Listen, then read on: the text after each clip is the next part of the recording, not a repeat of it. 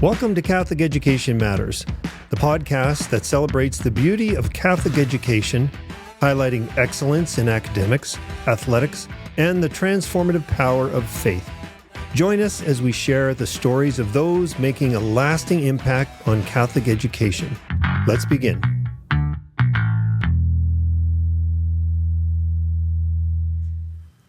Good day. Welcome, everyone. Thank you for joining us here on Catholic Education Matters, and I am really pleased to have back with us by popular demand. I can't say enough about Rolando Islas. Yes, thank you very much for joining us again. We had a great chat last time. I actually listened to it again this morning because I thought, I need to refresh some of the things that we talked about, and it was fantastic. And we got into some deep philosophy. You are the philosopher extraordinaire, business philosopher, strong practicing Catholic. And we're going to talk today a little bit about how we're intertwining all those things and in Catholic education, where it's important. We're going to talk about Catholic liberal arts, and the list goes on. So, awesome. So welcome. Thank you very much. Thank you very much. So I'm not sure where to begin, but we were talking a little bit earlier about Catholic liberal arts, and I know at St. John Paul II Academy, we're looking at introducing that into our school, which is a big task, actually, because you got to get all your teachers on board and leadership on board. And Catholic liberal arts, to me, as a school that practices that, is it's introducing the faith, not just in prayer at certain times in the day and not just during religion class, but it's introducing it throughout, and it's weaving it throughout all of the programs in education, so including sports. Including math, your sciences, your STEAM subjects, and what have you. So do I have that right in terms of what a Catholic liberal arts program may or may not look like? Or I mean, I'm a big proponent of getting like moral philosophy into every kind of information that we deliver. Is especially nowadays that we are embedded in a quite complex system. Mm-hmm. Now, this term about liberal arts, it's in my view, it's a very North American term. I grew up under philosophy. Mm-hmm. Philosophy was the main theme, and from philosophy you have moral philosophy, you have philosophy of science. And so when I came to Canada, I remember that I was offered an interview at UBC to cover for someone for a while in teaching ethics, and they told me to go to the liberal arts department. And I was like, I am not a painter. Why is that I have to go there? Yeah. And so my guess, as I was telling you, is that the term liberal comes from, historically, from this transition from a time where the church was everything. It was political power, it was education, and it was arts. Mm-hmm. It's every artist had to express themselves through some sort of divine intervention or divine expression. And so, like the paintings they were always religious paintings, so to speak. And for a long time. Yep. This is why also in Europe there are so many churches, because it was kind of an expression. Until Renaissance came in, I mean, humanism, and humanism was this movement to return to see ourselves, which it's also triggered in a way by one philosopher. I have one in mind, who is Descartes. Mm-hmm. Descartes. Think about this, and it's this is going to link with why is that moral philosophy has to be considered in education. Mm-hmm. It's only one of the threads. We're living in a very complex environment, but this one is important. Around let's say 250 years ago, I guess, we were before Descartes, so all the way from the Greek philosophers to till Descartes, we were learning who we were. I mean, our existential answers were coming from watching nature. We were finding our place in this universe by looking outside of us, by all the flows and rhythms of nature. Until Descartes came in and said, "Well, how is that I know that this is not an illusion? This is not a makeup of mine. How is that I know that I exist?" And he came with this idea, like, I think, therefore I exist. His famous cogito ergo sum. And then something happened. For the first time, we were thinking inside first and solving nature from, or our place from the inside to the outside. I mean, both realities are truth. Is my inner self and the outer self, both are there. Right. But the problem with Descartes is that he began a movement of a pendulum. We began to get inside of us more and more and more and more until this relativistic exaggeration that we're living today happens. So you're saying that started how long? 250 years ago? Something like that, I think. Okay. Yeah. I might be like, give and take 50 years. But Yeah. So, so the rise of the West as or Western civilization, let's say over the last 250 years. I mean, especially in North America, it was built on Christianity. Yep. It really was. So how does that fit in when you're saying, so if we're turning inwards instead of turning to Christ, how does that work? Like when I'm seeing, 250 years ago, Christianity was huge in North America, and today it's been really diluted, and secularism and atheism even has really become more and more abundant. It's one of the threads, because let's go back in time. Before it was Jesus came in to save everyone. In this relativistic way, Jesus came in to save me. Right? I solved myself according to my view of religion. What is that I take from religion? What is it? What I take from morals for me? What is good for me? And then I'll try to fit in whatever suits me in the outside. Okay. And so the bridge has to be there. It's just like, think about this.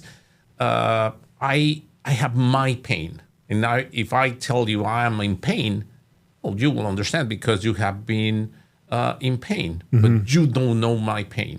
Right. So this is my reality. But there's also a reality that there is pain outside of me. So the problem that we have now is that we have gone too far into this relativism. Everything is now relative to me. Now, put on top of that capitalism. Put on top of that this obsession that we have with pleasure. So it's everything is meant to give me some sort of pleasure, and money is the way to get into these pleasures or softness. There's a Korean philosopher. Well, he's Korean German philosopher that says that we're obsessed with the smoothness. Life has to be smooth. Right. And everything that is rough is supposed to be avoided. We don't want rough, but life is rough. So this is part of the confusions that we have. Yep. And this is why we have to understand that we have to build the bridge between my inner self and the outside world.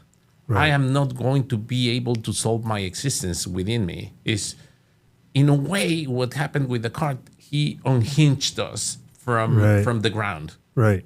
I mean, if you think of relativism like losing the pull of gravity, everything is floating in their own rhythm. Right.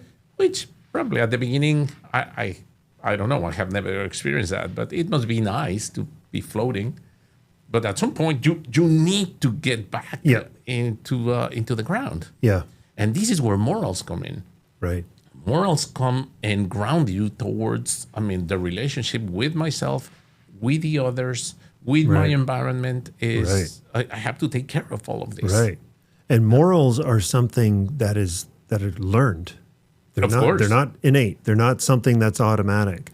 And I've said this for a long time too, even with the fall of Christianity. I think there might be a bit of a rebound happening right now, but even with the fall of Christianity as the grounding, even within politics, everything, if you take away that foundation, well, all of a sudden, anything goes. Yeah. And we've been riding on the coattails of Christianity because people say, well, it's good because I know it's good. It's in my heart. No. You learned it from something. And you may have learned it from your parents. And maybe they had a good grounding in faith from their parents when they were growing up. They passed on the rules, but didn't pass on where the rules came from. Being religion, being that moral compass that you get from your faith. And the further we get away from that in secularism, the further we start saying, well, really, I don't like that rule. And where did it come from anyway? Like, I don't know. I see no basis in it. That doesn't make me feel good, whereas this makes me feel good. So I'm going to do it. Whatever feels good goes. Yeah. And, well, then you end up with chaos. It's a mess because you're in the mess that we're in right now where anything goes. If it feels good, it says my truth. No, there's the truth, not just my truth. Yeah. There are truths out there. You may have feelings that are, but just because you feel something doesn't mean you have to be something. But, and there's even Nietzsche understood this problem when he killed God. When he writes, the madman comes back and tells the people, I have bad news for you. God is dead, and we all killed him. And that's the phrase that he's remembered for. But what is very interesting is what follows. He says, and there is not enough time to wash our hands of what we have done.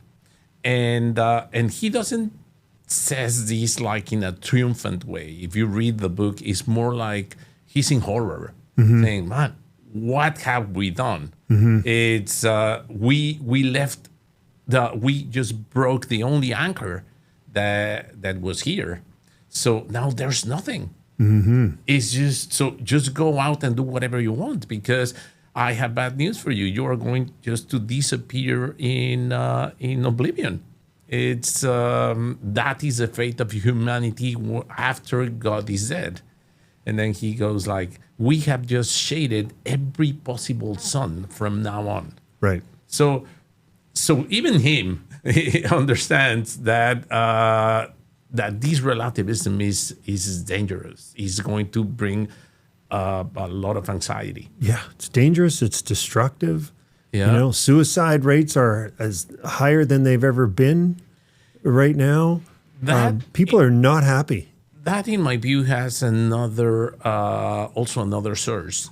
Yeah. And this is another thing that I think that everyone should be educated on.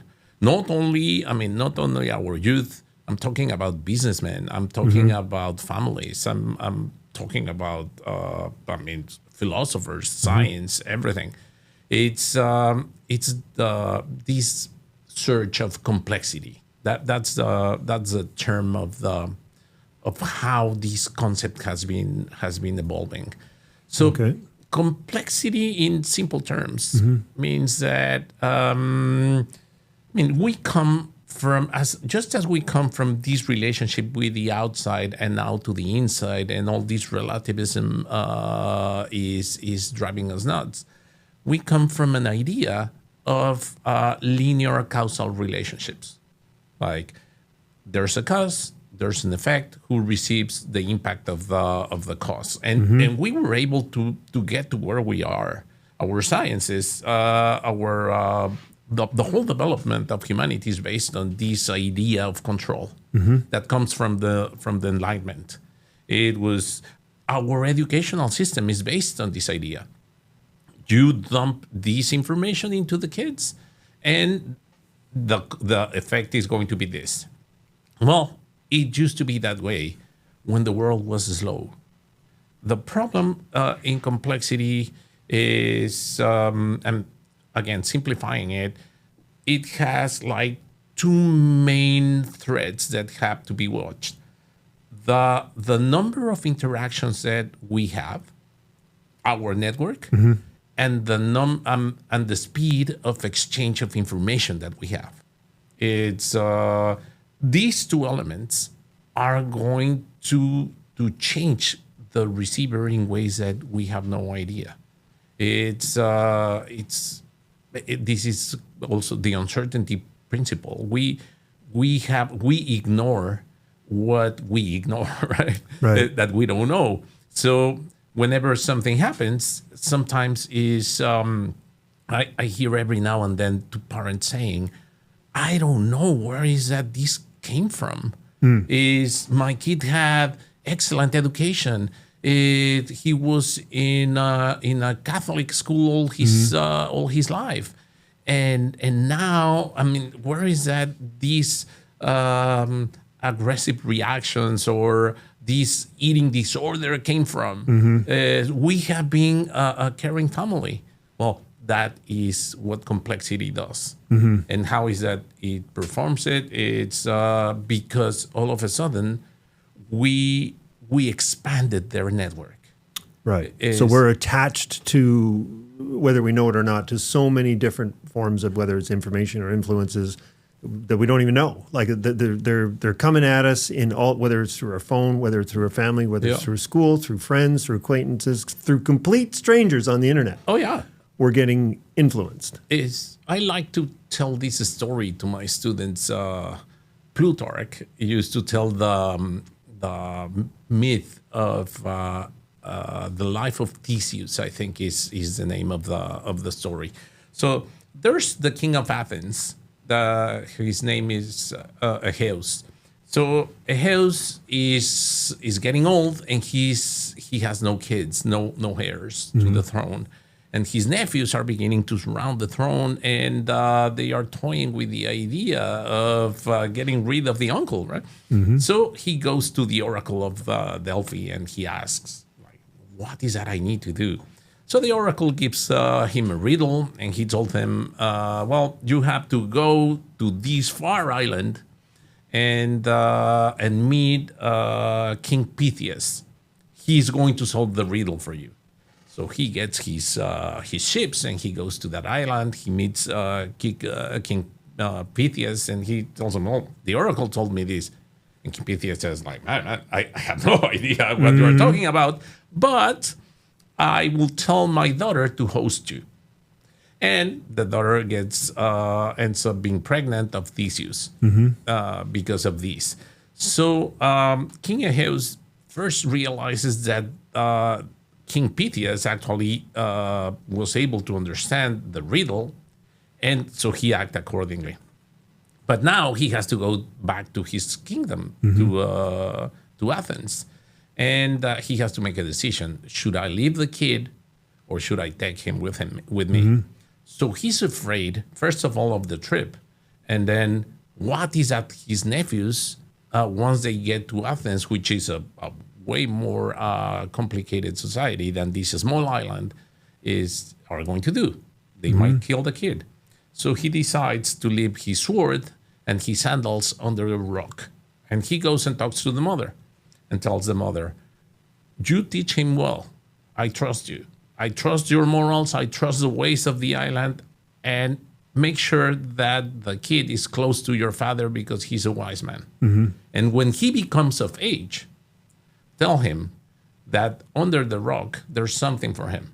If he wants, he can go lift the rock and get these two items. But if he lifts the rock, it means that he's going to go back to Athens to take his place as the heir of the throne. But he also has to know that the trip for him is going to be really, really dangerous. So he needs to use the weapon that I am leaving there, and he has to take the sandals so I can recognize him.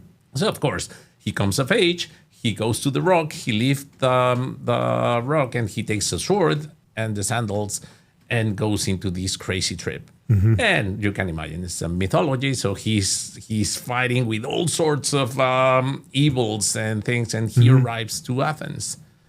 And when he arrives to Athens, his father doesn't recognize him. And he has several items from from his trip that prove that he was able to defeat all these evils. Right. So now his father is afraid of this young, valiant man. He might be claiming his throne. So he plots to kill him. And so the story goes, and they are in the banquet where the father and Medea, his wife, pour some venom into his wine, and he has no cutlery. So he gets the sword, he cuts his meat, and the father recognizes him. The sword. Yeah, and he throws the cup away, and he embraces him, and there goes on. Okay. The story has a beautiful message that I think we really need to understand as parents. Is the boy has to be of age. What does that mean? Is like he has to be mature enough to understand a weapon and to understand what it means to walk on my feet. It's on my shoes, I mean. Right. So the weapon is power. Is he going to be mature enough to handle the power that this weapon is going to give him? Is this weapon can kill, but it also can deliver justice. It can defeat evil. It can help him survive, and all sorts of things. So he really needs to understand the sword and the powers that he will receive from it. And then he has to decide when he puts his father's shoes, how big these shoes are. Right? And but the other analogy is the father doesn't recognize him because of the trip. I mean, this young adult, before getting into this trip to Athens, was more innocent. And now the trip and the weapon and everything that happened changed him. So what is interesting is that the father understood the education, and this is where it links. And this is where we have to be really aware of what kind of education are we giving to our kids. It's he is leaving him in an island where things move slowly or slower than in Athens. He trusts the educators. He knows that he's going to be, well versed in morals, in family, in even in how is to fight. And then he gives him the weapon, but he lets him decide freely. Nowadays, I find that this is one of the biggest questions that we have to ask ourselves as parents. When is that I am going to let go? Do you ever let go? I don't know. Well, I come from a culture where families stick together. Yeah. When I tell this to my Canadian friends, people look at me like, well, man, this guy is weird. I left my parents' house when I got married at 31. Yeah. So, but then you had all this exchange with the place where you grew up. Here in Canada, I remember my neighbor when we first came. She was kind of apologetic because her son was coming back from university and was going to stay with them. And I thought, like, yeah, well, that's great. what I would do. Is like, Isn't that no, what you're but he supposed to will do? be. He will be trying to find his own place soon, and like, I didn't understand it. Yeah. But I understand that that's the culture. That's the way Right. that we have been doing things Yeah. nowadays. And that's more of a recent culture too. And when I say recent, probably in the last 30 or 50 years. It wasn't always like that here too. Well, when you think about it, there were so many European settlers that have come from other parts of the world, which were all very family oriented. Yeah.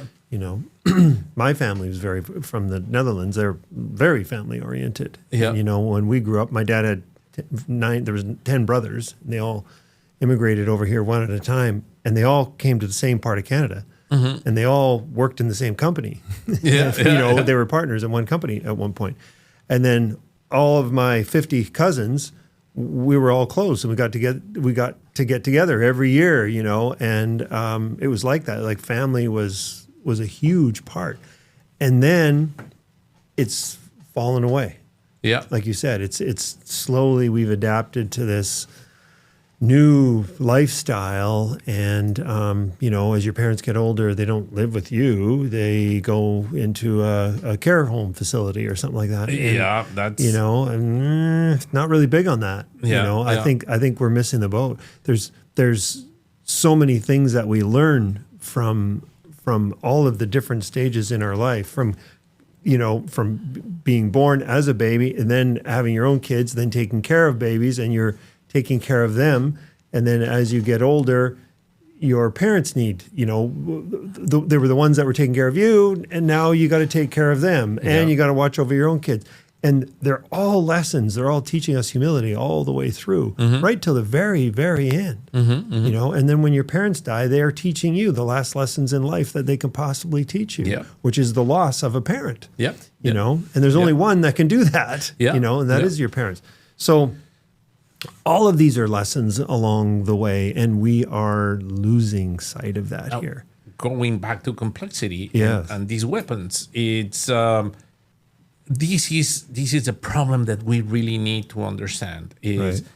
the average age that a kid receives its first phone?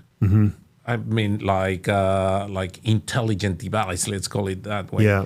It's around 13 years old. And this is average. So you have a lot of kids that have it before. Get it before, and yeah. of course, since babies now, they are exposed to this technology. Yeah.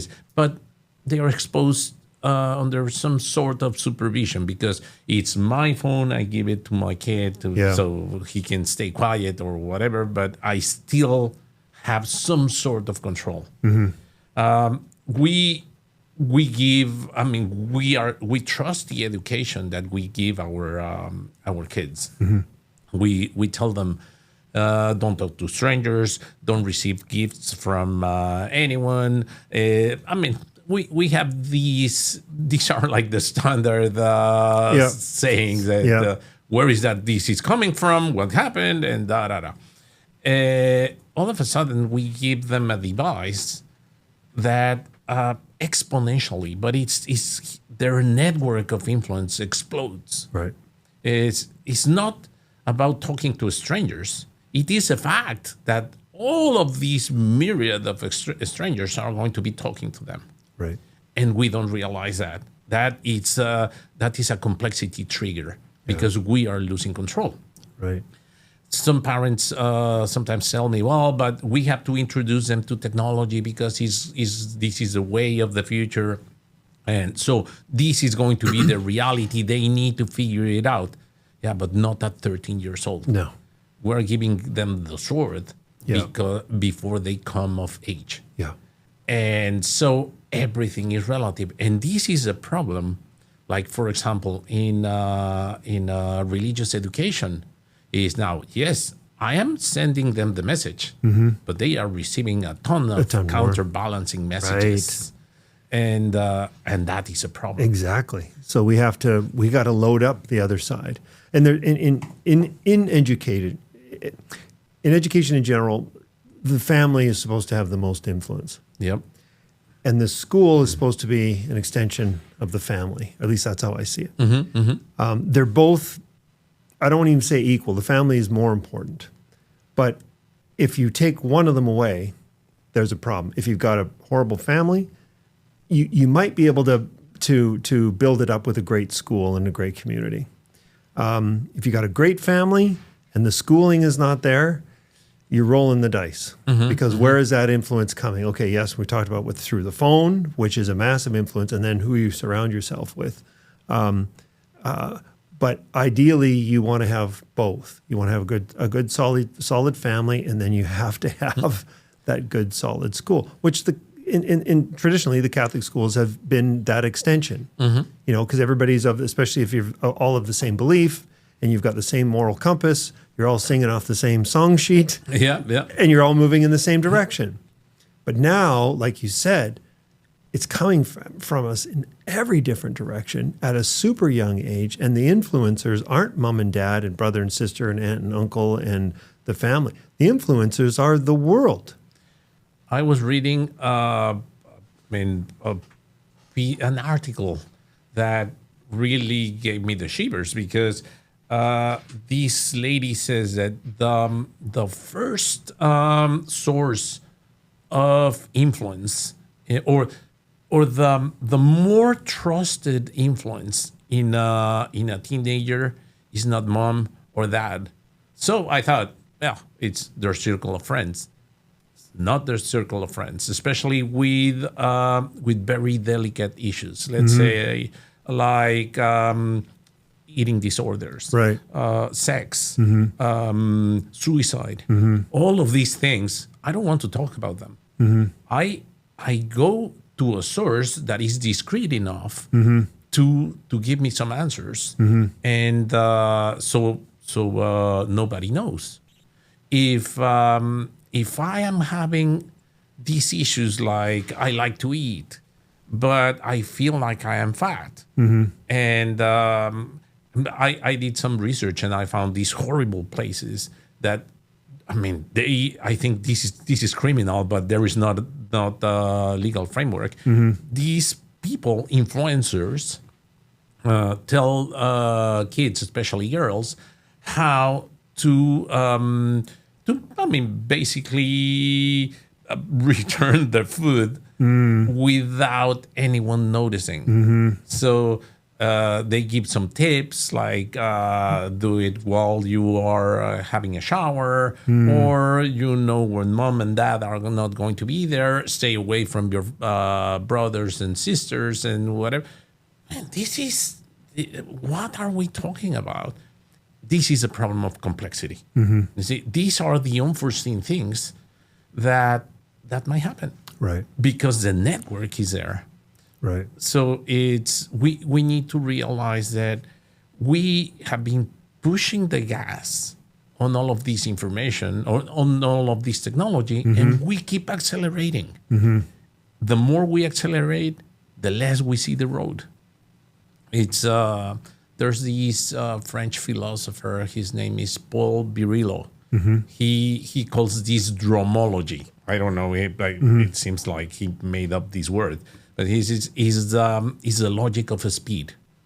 Logic of speed. Of a speed, yeah. Is just the more you speed up the process, the less control you have over the outcomes. Right. So this is which is what we're experiencing with AI right now. Like where knowledge doubles every. Well, it was going so fast at every 6 months. I think it's even faster than that now, where knowledge used to double every 100 years. Yeah. It's funny. You were talking about the story where with the king and the sword, he buries it under the rock, until the son comes of age. Today, if you did something like that, you buried something or kept it for your kid, that whatever it was that you buried would be ancient. 18 years later, it's a sword. What is this thing for? Exactly. The iPod. Yeah, we don't. Yeah, your iPhone from 18 years ago. Think of what that looked like, compared to today. So, I don't know if you heard yesterday, and this is also has to do with complexity. Yeah, and this is the thing. Information is coming and coming and coming. This was yesterday. coming from OpenAI. They acknowledged publicly that at least 500,000 of their users are experiencing psychotic symptoms. Oh, wow. And about, I don't remember the percentages, but a fair amount of those people are experiencing suicidal thoughts. Wow. And the problem that they have now with the GPT engines is that they are looking into the web for information. We need to understand that these are algorithms that are trying to give you the best answer to a problem. Right. So if I want to commit suicide and I express myself in a way that pain is so big that I have no desire to live because I have this condition or whatever, and I go into the government legislation as an algorithm, I'm going to tell you, well, is if the government says it's under an ethical framework, so I can give this is the way that these algorithms work. They find different sources. They have to evaluate which one is the one that aligns with their directives, and they will tell you that if the government agrees that assisted suicide is good, probably this is not that bad. So the algorithm is pushing these people towards that line. Right.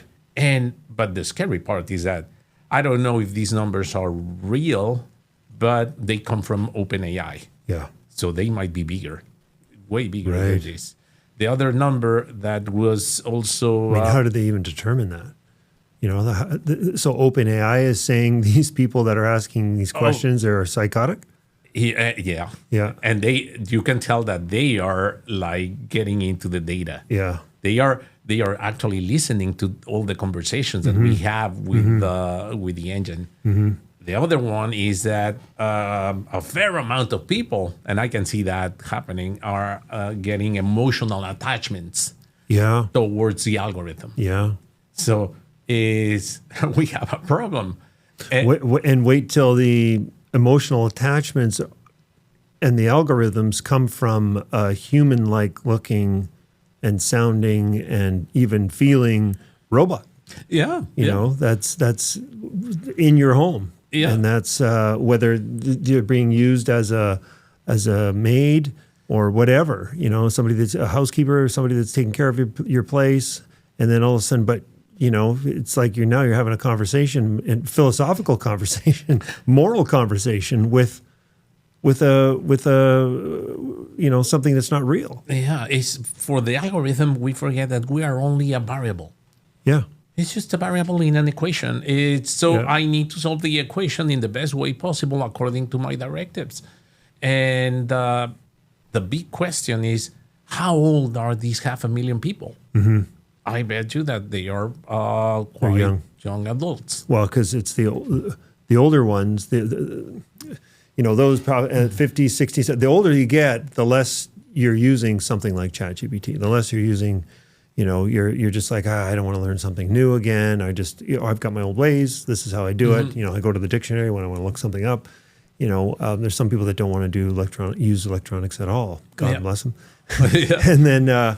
But like you said, our kids as young as 5 and 6 years old, that this is what they're right in there with it. And whether it's, simple things, games that they're starting out with, but they already know how to use advice. Well, now they're addicted to the device. Yeah. And away it goes. And I mean, we're taking a step in the right direction by just eliminating the devices out of schools. Oh, yeah. Now. So, I mean, that's been a huge benefit. You can see it.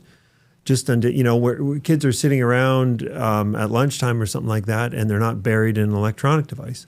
Yeah, they are actually having to have a conversation with their friend, or a classmate or whatever, and they're being forced into awkward social moments that they have to work it out, and they have to get, So whereas before, even a couple of years ago, An awkward moment would be avoided by just diving into your phone. Yeah. And because technology, going back to where we began this conversation, technology kind of triggers this relativism, this thing about the inside forgetting about the outside. Yeah. I have now my best friends, my 1,000 best friends in the phone, and so I don't care about the outside because I have everything that I need in here. And we're forcing it even more. Like it's exponential, isn't it? Because we keep accelerating. I'm not feeling good. I'm going to dive into TikTok and I'm going to watch happy videos.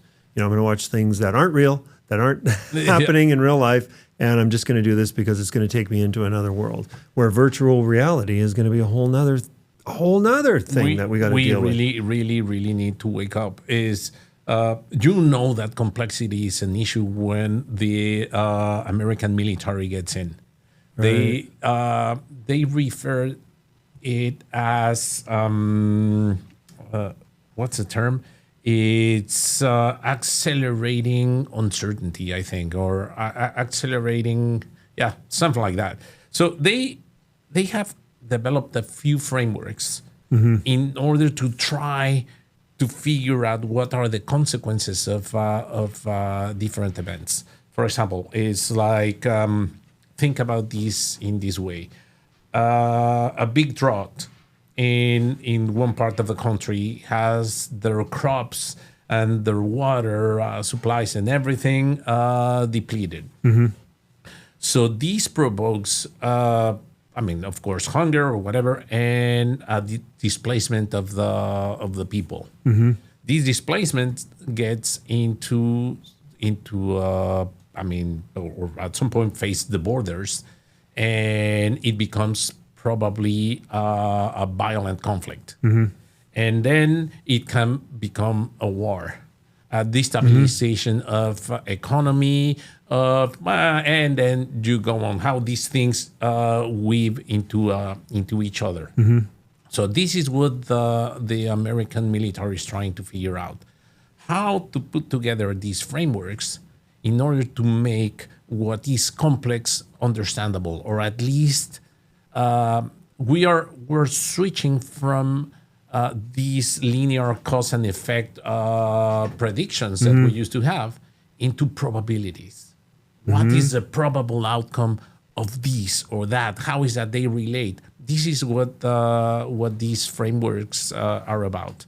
So I was thinking, well, if the American military forces are trying to figure out this, and of course they are talking about macro events, but macro events begin in elemental parts, which is the self. So I was thinking we need to understand how is that these elemental parts on these very complex conflicts actually function, interact, or get affected. And this begins with education. And you have to understand a lot of the moral implications of the things that you don't understand. Right. Well, what is moral though today? That's where the problem starts, is it not? Yeah. Like we can get caught up in all the noise and the busyness down here and talk about the complexities of what happens when I do this, how many things, what kind of reactions does it cause, like going, indefinitely. You can get caught up in that, but where is the problem starting?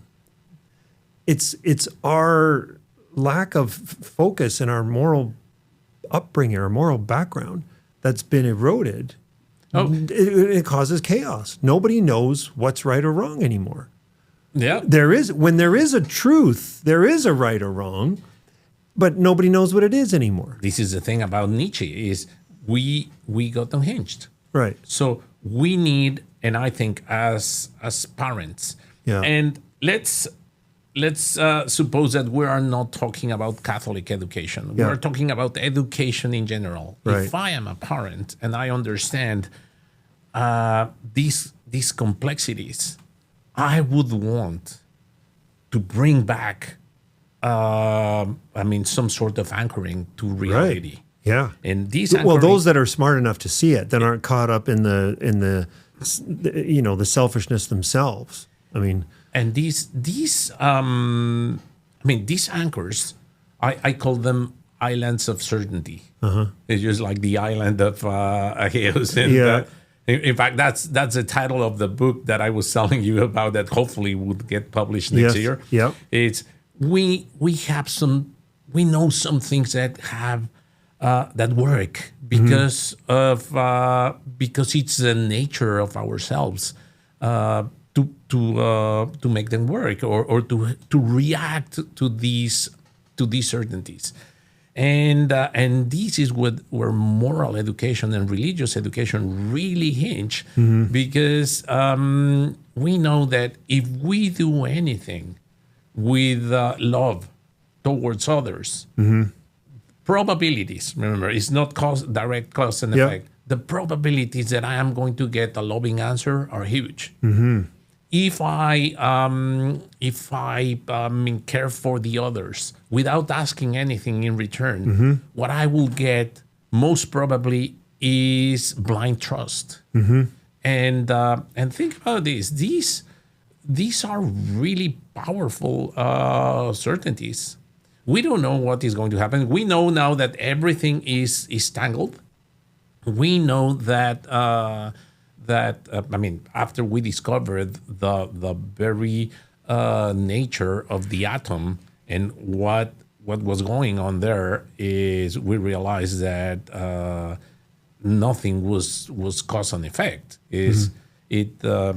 That the atoms have electrons, and we always thought that these electrons were surrounding the atom all the time. But the fact is, when you don't see them, they become a cloud of probability.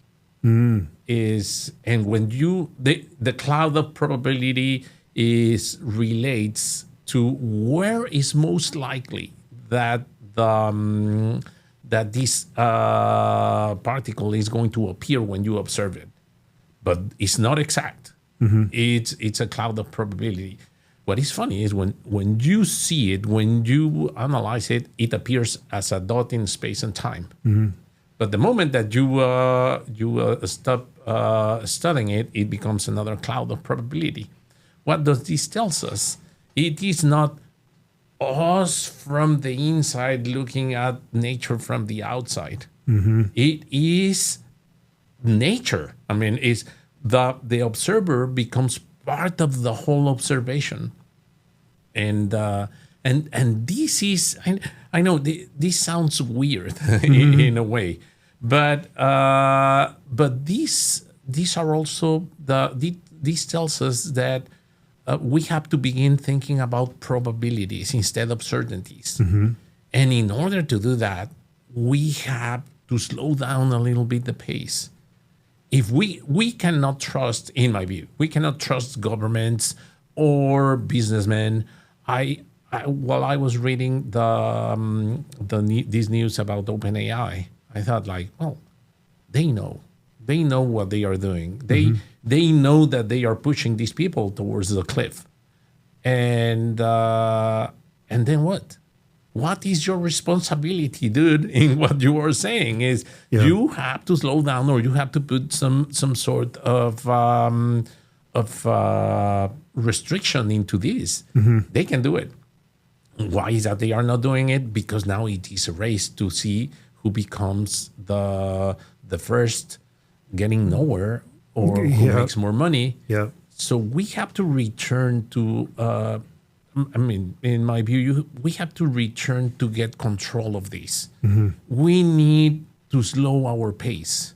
If the government is not doing it, if businesses are not doing it, we need to establish clear restrictions to ourselves. Aristotle will say temperance.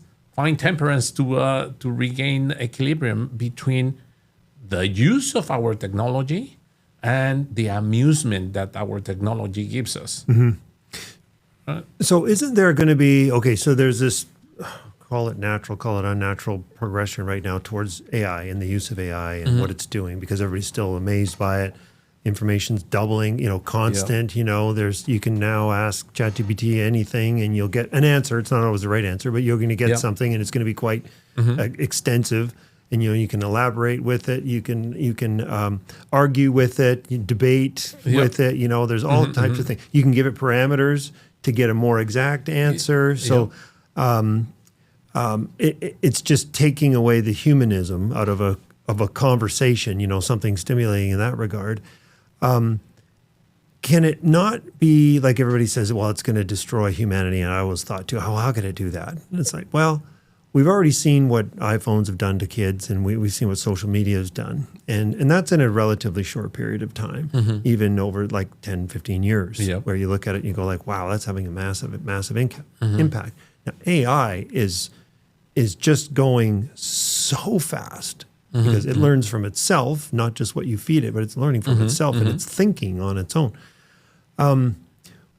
How is that going to affect, like, is there not going to be groups of people that are going to see the dangers of it, that are going to say, hold on a second here.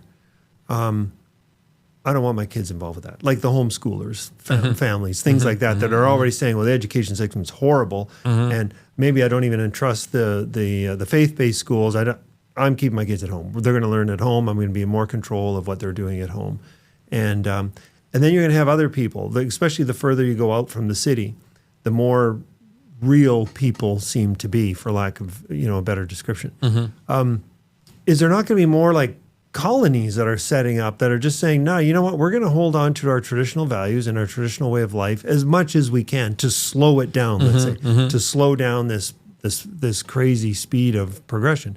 Because I see robots replacing humans. It's already happening with the conversations that you can have with ChatGPT, and they sound real. Like you're talking to a real person, all the humanistic, tones and everything that, but when is that going to happen? Like when you take away jobs, when Uber is no longer a person driving the car, it's now, you get in, you don't say hi, you don't say anything, and if you are, it's a computer that's talking to you. Yeah.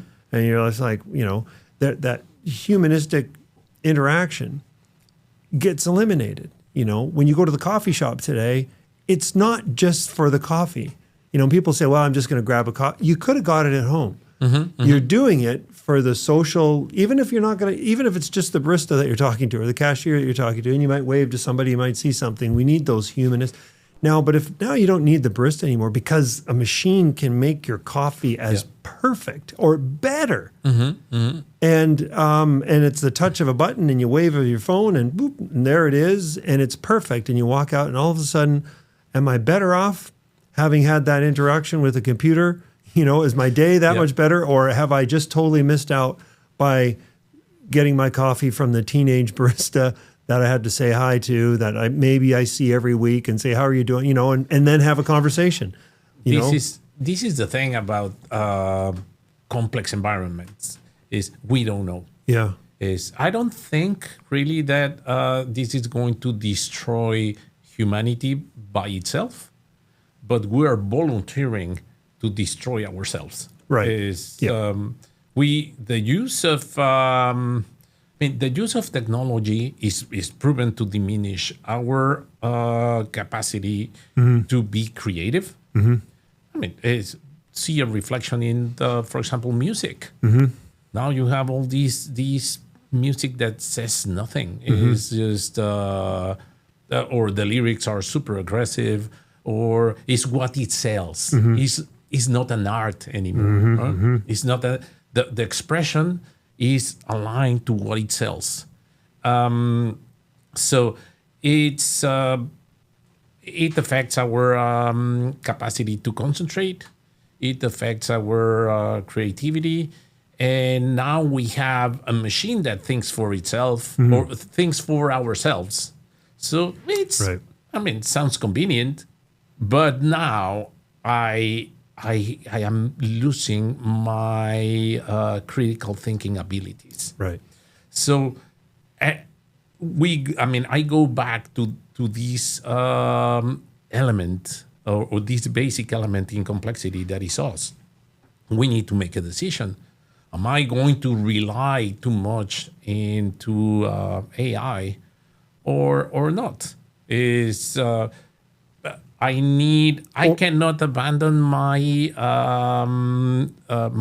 writing and reading skills because these have a certain function in or a certain exercise for my brain. Right. I turn abstract ideas into concrete words Yep. in order to express myself. So when I do that, I can go into a conversation and express myself more clearly because these are my ideas, my conceptions, and I was able to tell them to myself. Right. So I can bridge them into the outside. When they come from a machine, I probably understand them, but I don't know how to express them. It's just they are there, and because they are there, they are facts. So is one of the things that I keep telling my students is you have to read. You have to make a stop. I tell them, promise me that at least you are going to give yourselves 30 minutes of silence, doing nothing. Just sit down in your bed and do nothing, please, but think, right? And they laugh because they know that they don't do it. No, they don't. If they don't have that constant input, and I'm guilty of it too. I see that all the time. I'm filling a dead space with some, watching a YouTube video or whatever. Yeah. I probably like to fool myself into thinking, well, I'm trying to learn something. I'm trying to get something. So, like anything, technology and AI can be used for good, and it can be used for bad. Television, when it was invented, could be used for good to get a message across and innocent entertainment. And it can be used for bad, getting bad or propaganda style messaging across, and we're in that time now with AI. I like to think I'm using it for good.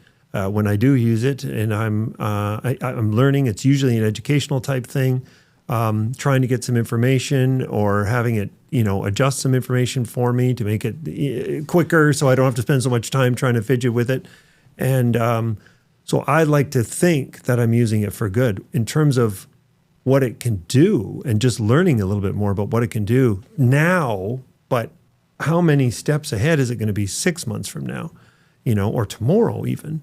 That part is scary because there's as many people wanting to use it for good or more wanting to use it for bad than there is wanting to use it for good. I think that, and don't get me wrong, I'm not saying dump your technology. What I think is that we need to use it wisely.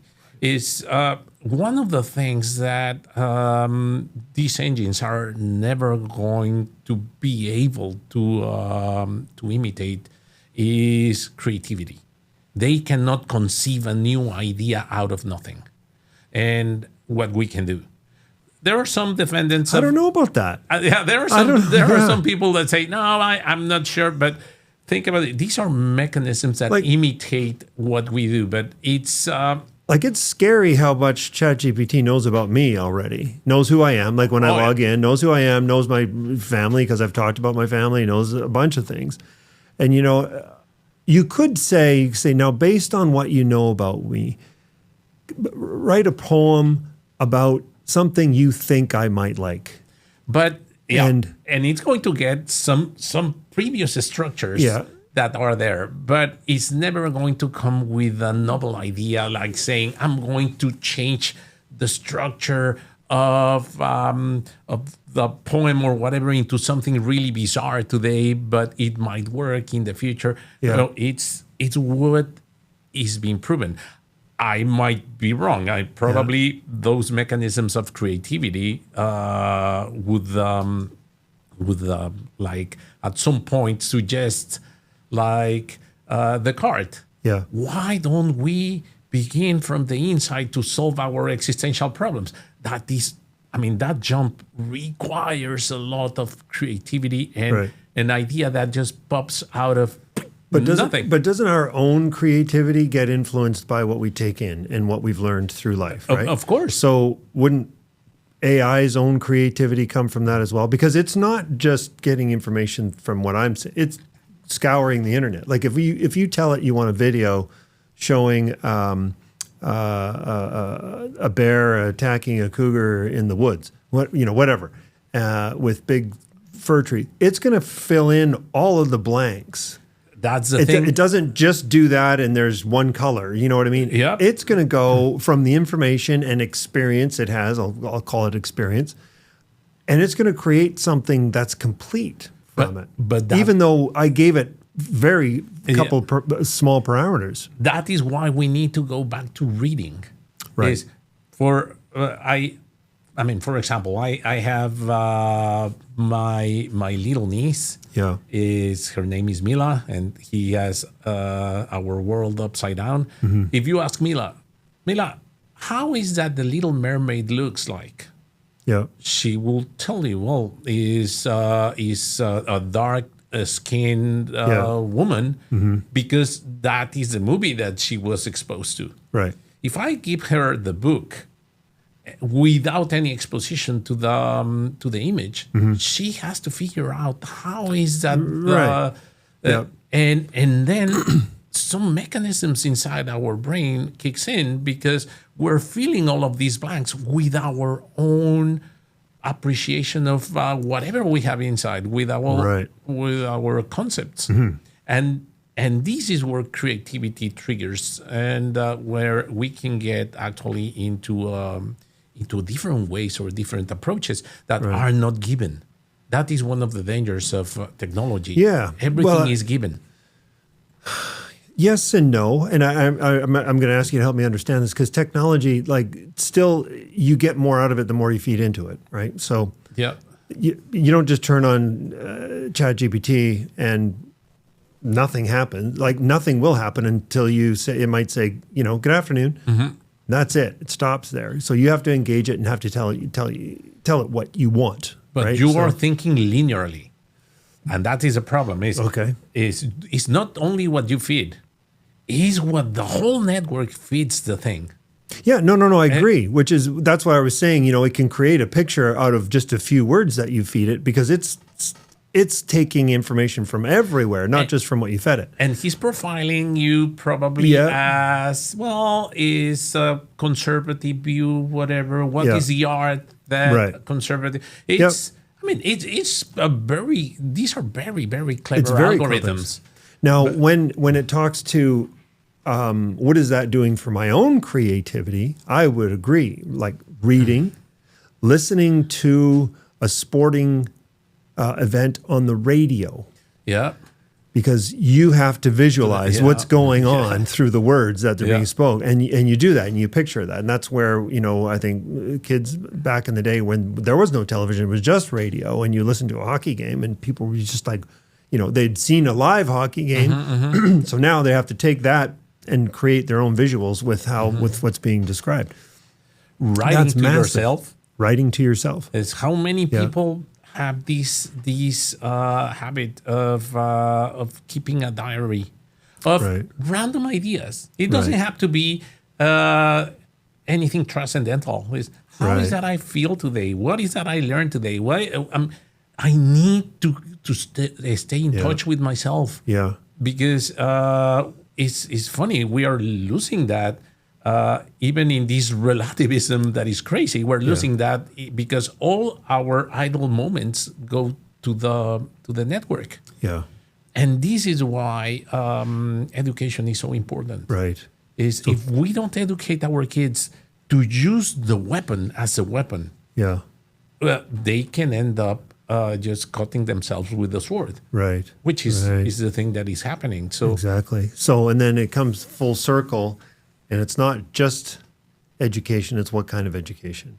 And is there a moral talking about moral foundation, moral in education, try to push ChatGPT into Catholic education is going to evade you all the time. Yeah. Do you want that? Like I said, I think mine knows me now. I mean, I've had mine. I've made ChatGPT spit out the rosary for me. Okay. Say the Hail Mary. Say it back to me and say it 10 times. But ask ChatGPT if Jesus is the way to salvation or whatever. And probably whenever you push it, into a moral corner, Yes. is going to try to avoid Well, it. I've pushed it to force it to answer. Okay. And those are some of the things too. I even encourage my older daughter to say, you know what, challenge ChatGPT. It'll help you debate. You know, if you're trying to get it to say something and it keeps avoiding it, you have to bring it. And you have to force it into that corner and get it. Like, when does life begins? It knows how to answer me now. Yeah. Because I've debated it, and it's like, well, that's not a philosophical question. I said, scientifically speaking, when does life begin? And it's like, well, many people believe. No. I want to know based on mathematical probability. I want to based on scientific research and observational studies. When does life begin? And just keep forcing it down there. And rather than don't give me the fluff, liberal style answer, I want to know, when does it begin?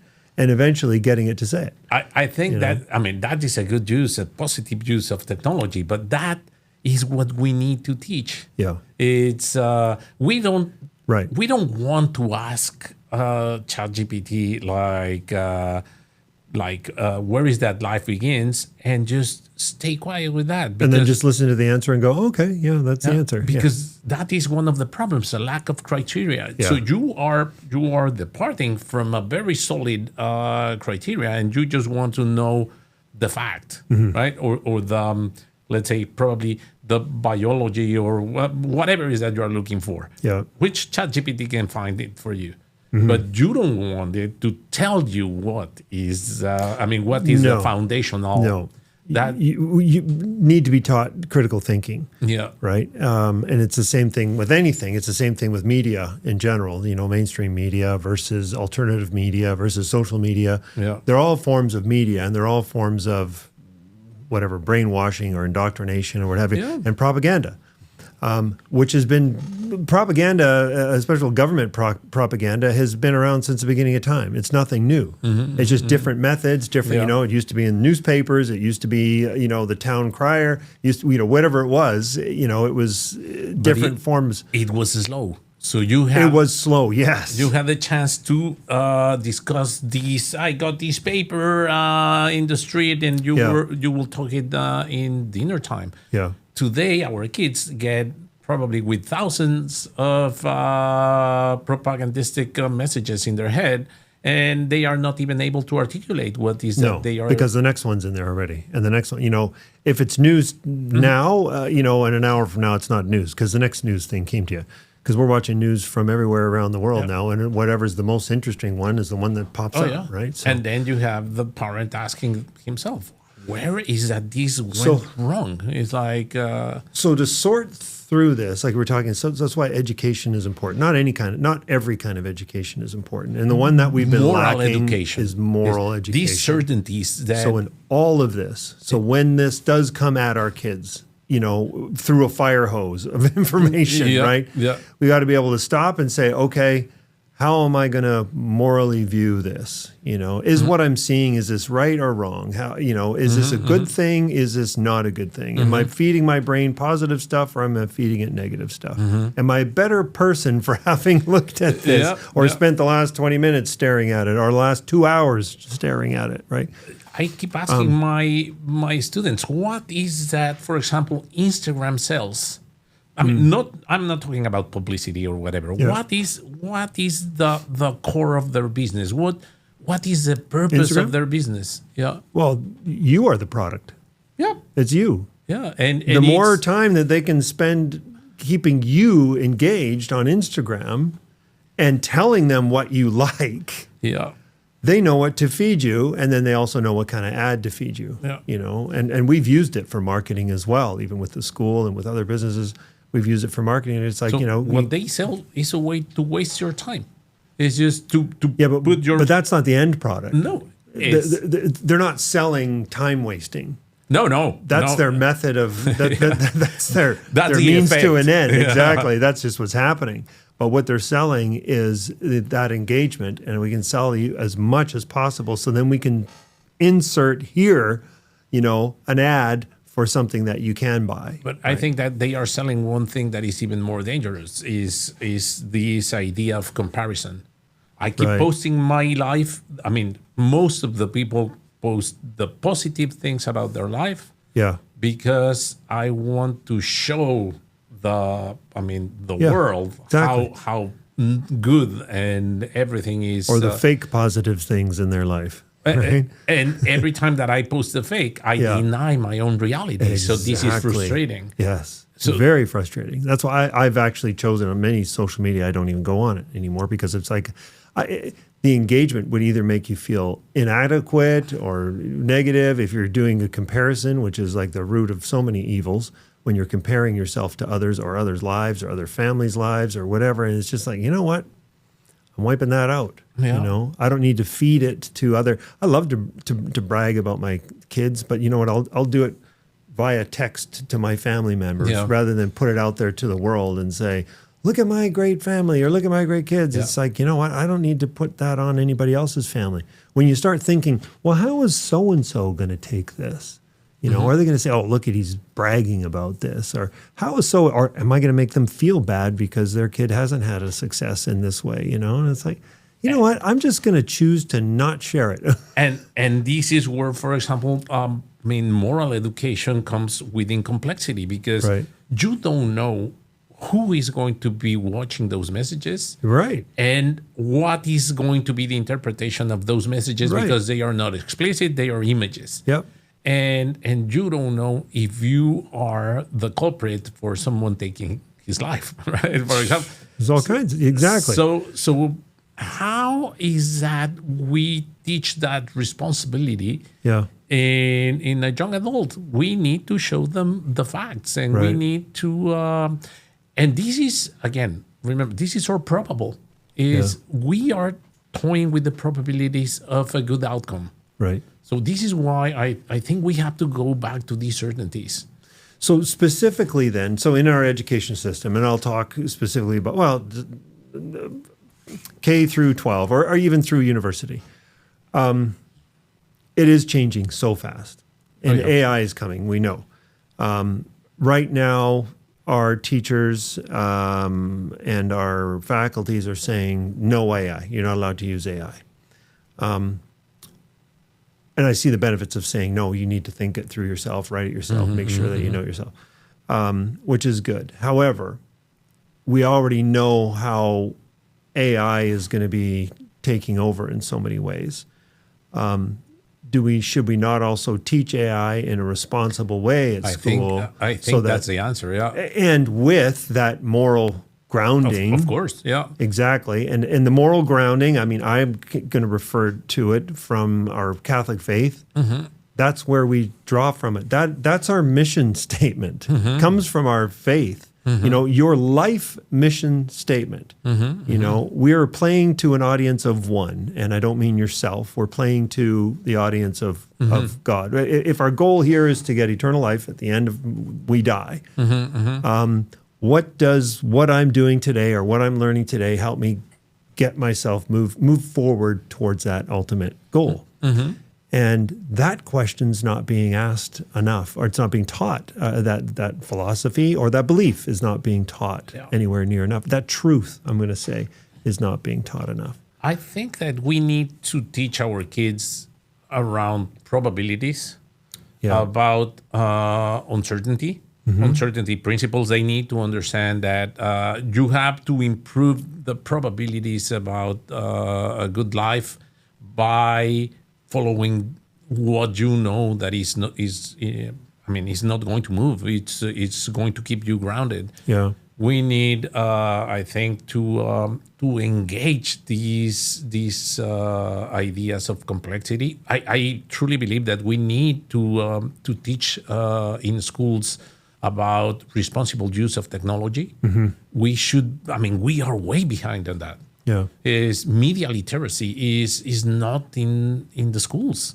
It's something that probably someone goes and give a talk or whatever, but it's not within the system. We need to warn our kids because we need to bring them to come of age, right? To mature, to leave the rock, and then improve their chances once they are out there. Something that sounds probably even naive or dumb, is I really believe that we need to teach our kids about how to be happy in schools. Like saying, what is happiness? It's not.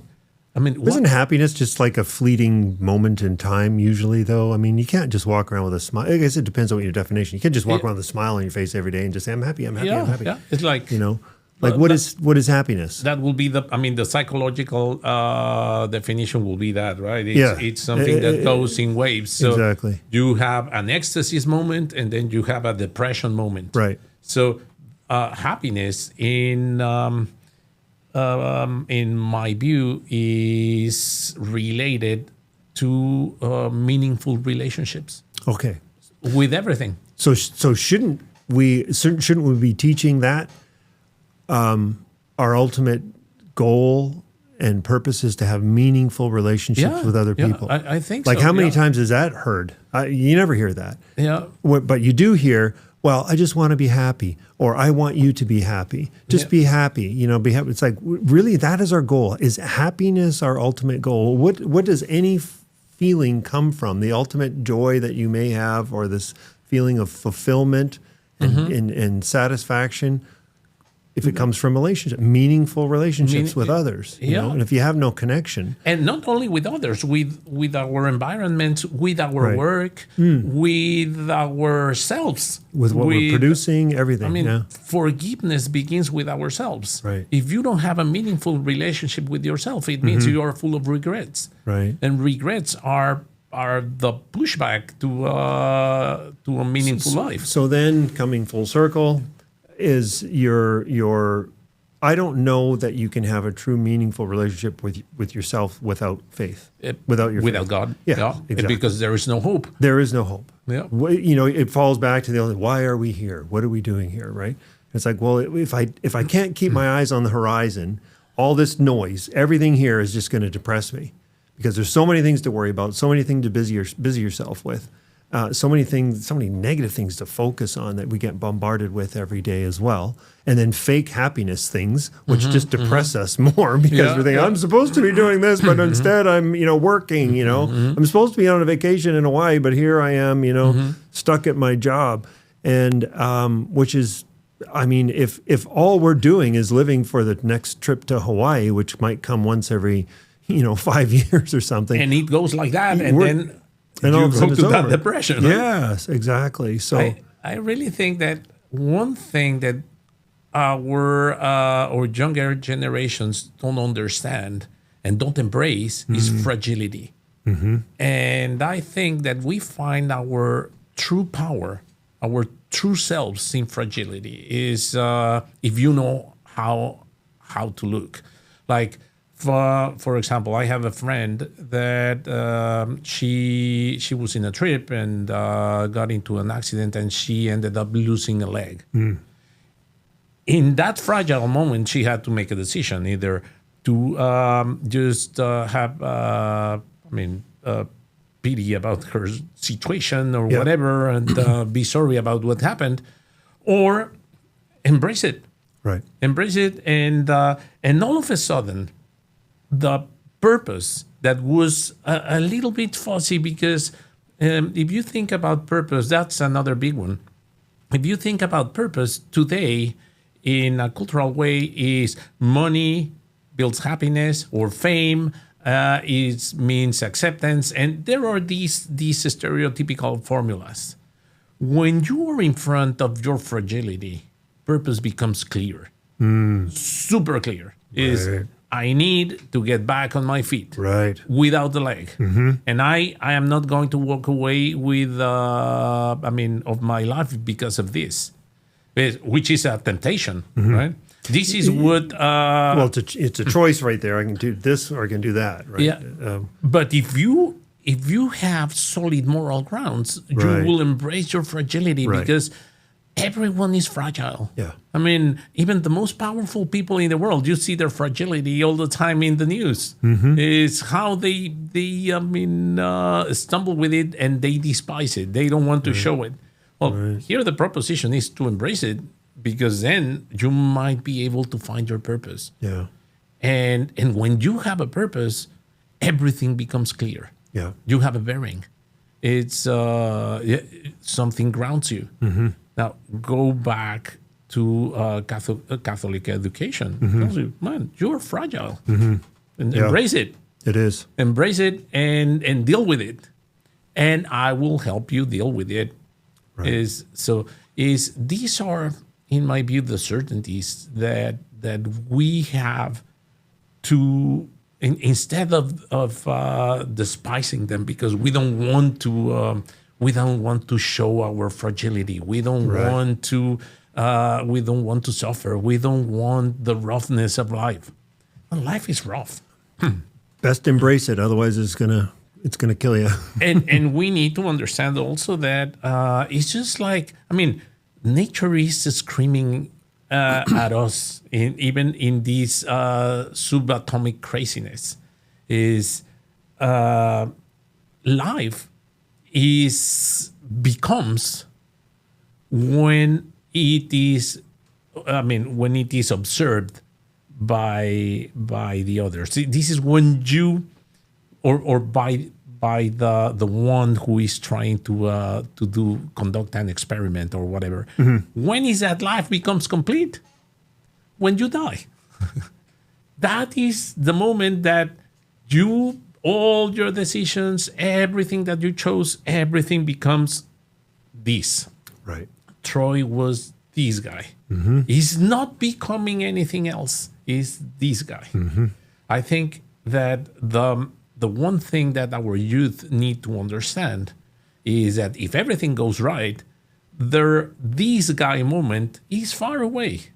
So they can become a ton of things that they have to choose. And they don't necessarily have to be related to be rich or famous or accepted by everyone, because these are the basic needs in even Maslow's pyramid. Is I want to have social acceptance, and then self-love comes from the outside because everybody loves me, so I must love me. And we are in the middle of these really, really troubled times. Yeah.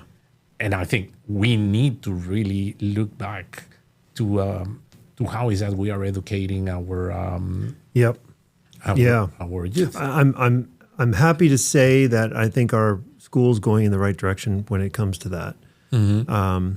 And we're really conscious of it in terms of our school's growing. It's going to grow really fast, and we're going to have, it's not just Catholics. There's, people of all walks of life are welcome. But what we need to be is the influencers, not the influenced. They're coming to our school for a reason, and that's to be influenced as to the morals of our faith. And that's why I think the Catholic liberal arts program is important going forward, because it's putting that faith in all the courses. It's putting it in everything. So it's not just, in religion class, as we talked about already. It's in the sports, it's out in the field, and when you run out in the field, you don't just leave your religion on the sidelines and then pick it up when you come off. You got to play with everything, with that base and that foundation in everything Compassion, you do. humility. You can learn a great science program or philosophy program in any, in any secular school, and you can have a great sports program in any secular school. But the faith, we believe in mind, body, and spirit, and the spirit needs to be nurtured through grounding in faith. And I'm proud to say we're figuring that out. Well, it's been figured out a long time ago, but at our school. We're doing our best to keep that in the forefront. And people are listening, and people are saying, I want to come to your school because of that. I want to come to your school because my kid needs a... And we need to understand as parents and as teachers and educators and everything that these efforts increase the probabilities. Right. But they don't necessarily mean that they are going to work for everyone. Yeah. This is a monster that we are fighting. It's and like we said, that's why, at home, you're the number one educator. And then the school is supposed to be an extension of your home. and you're supposed to be working together with the school, not just dropping them off and saying, "Okay, you raise my kid for me." Yeah. That's dangerous. That's what the government wants in the public system. Oh yeah. That they Yeah, because it's easier to manipulate. We are in their.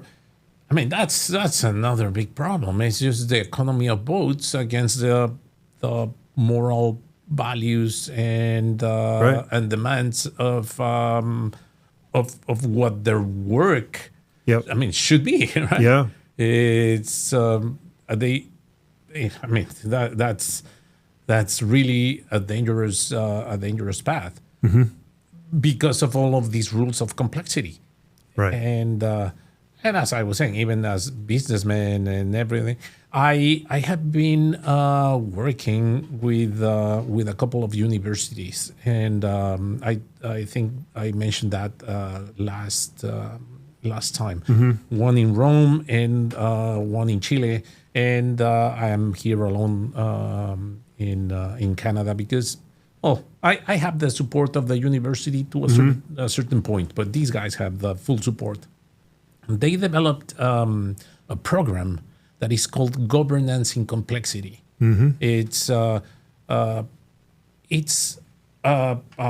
I believe, a 7 weeks program that is done online, teaching people about all of these, saying, well, you have to change your set of mind into whatever you put in motion is going to touch all sorts of people and places and whatever. So as a businessman, you have to be aware of these. You have to have a strong ethical foundation. Right. As a parent, you have to have this also this strong ethical foundation. But most of all, you need to understand that these are just probable outcomes. So they teach about these frameworks, and one story that really got my attention, as I was telling you, some of these frameworks have been developed by the U.S. military. Right. Yeah.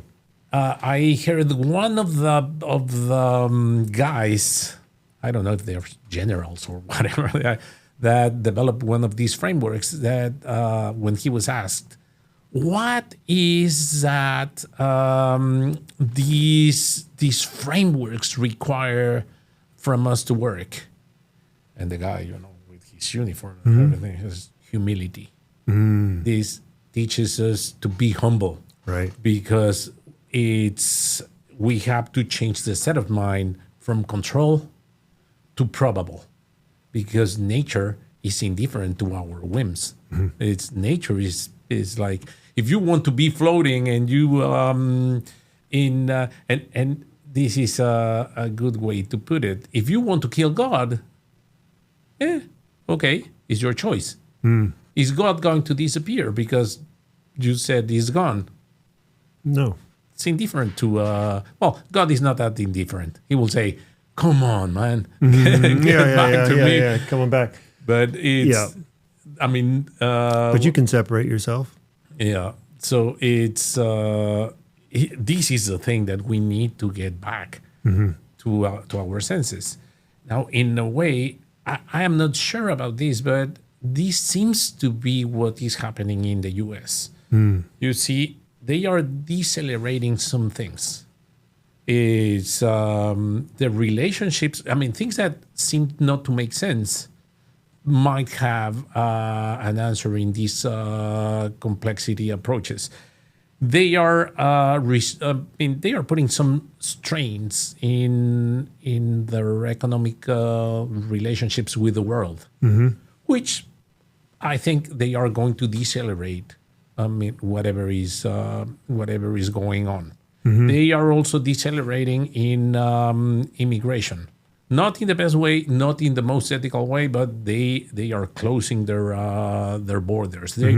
They are in a way taking a step back. The big question is, who's going to follow, or are we going to follow or not? But it seems to be what they are trying to do at the end. Let's try to get these things under control. Immigration was getting out of control, was getting too complex. Let's just take the pedal from the gas and figure it out. Economics, the same thing, is we are becoming an economy of consumption more than production. Oh, yeah. And I don't know, are they going to be able? I don't know. Because once the consumerist idea or concept, I mean, it's in your brain. Yep. It's going to be very difficult to. It's very difficult to break that habit. It's an addiction. Yeah. Consumerism. Yeah. And it starts really young. Yeah. And it's pretty tough to deprogram yourself when it comes to that. Yeah. And to break those habits. Yeah. So, wow. Well, it's going to be fascinating to watch over the next. You can even say 5 years from now in terms of what, how things are going to be changing. And I say now more than ever, we have to morally equip our kids for the future, because that's what's going to separate, I think, those that continue to live and thrive in a humanistic way, and those who become absolutely miserable and fall into the trap. Yeah, and this idea of that we were talking about liberal arts still makes like a short circuit in my mind. But if we understand it in this way, is we need to develop an art to liberate ourselves from the oppression now of technology. Yeah. So it's in a way the act. Or the education that I am proposing is an act of rebellion against technology. Right? We need to oppose to these in a way that we make good use of technology, but don't let technology use us. Yeah. It has to be a tool. Yeah. Right? It's we cannot become the byproduct of whatever technology is right now is doing. Me at the end of this phone, I am the product. Yeah, I am what's being sold. yeah, Television used to do that. The TV stations used to be selling the viewers as the product, right? That's how they would get and they would sell their advertising dollars. Yeah. To, in essence, get to the viewer, which was the product that they're selling. So. Market researchers or whatever is I'm learning of. Constant.